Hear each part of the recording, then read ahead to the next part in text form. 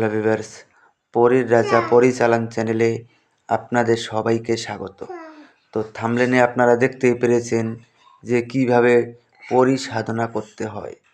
তো আমি ভিডিওতে আপনাদেরকে যেভাবে বলবো আপনারা ঠিক সেরকমভাবেই প্রয়োগ করতে হবে। তো আরেকটা কথা বলবো, অনেক ভাই বোনেরা রয়েছেন অনেক প্রতারণার শিকার হয়েছেন।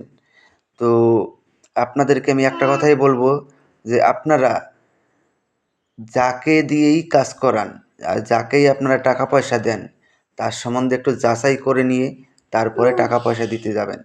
কেননা পরিসাধনা বা চালান করা অতটা সহজ কাজ নয়। অনেক ফেক চ্যানেল রয়েছে যারা ফাঁদ পেতে বসে আছে, আপনাদের কাছ থেকে যদি 10 টাকা নিতে পায় ওই 10 টাকাই ওদের ইনকাম।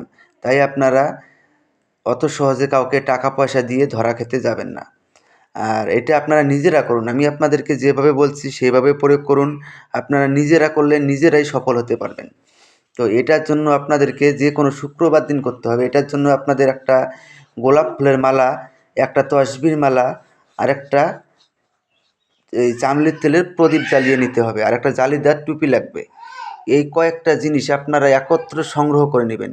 তো একটা মন্ত্র আমি স্ক্রিনে দিয়ে দিচ্ছি, মন্ত্রটা দেখে নিন। ইয়ং আল্লাহ বিন্দাও, এটা আপনারা প্রথমে মুখস্থ করে নেবেন।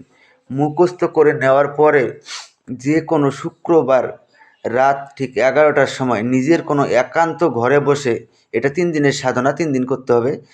সারা শরীরে হিনা সুগন্ধি তার মানে আতর লাগিয়ে এই মন্ত্রটাকে তসবির মালা দিয়ে 3 মালা করে জপ করবেন।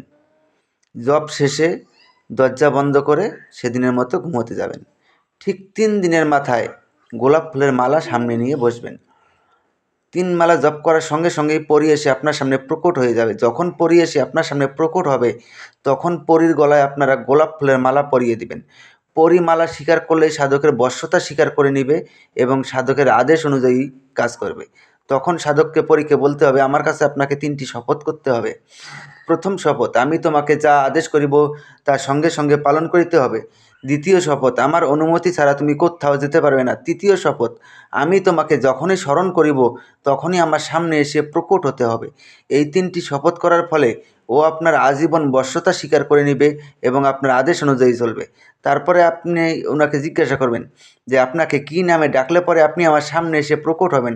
উনি আপনাকে একটা নাম বলে দেবে, ওই নামটা মনে রাখবেন, আর ওই নাম ধরে যখনই ডাকবেন তখনই আপনার সামনে এসে হাজির হবে, আপনার আদেশ অনুযায়ী কাজ করবে।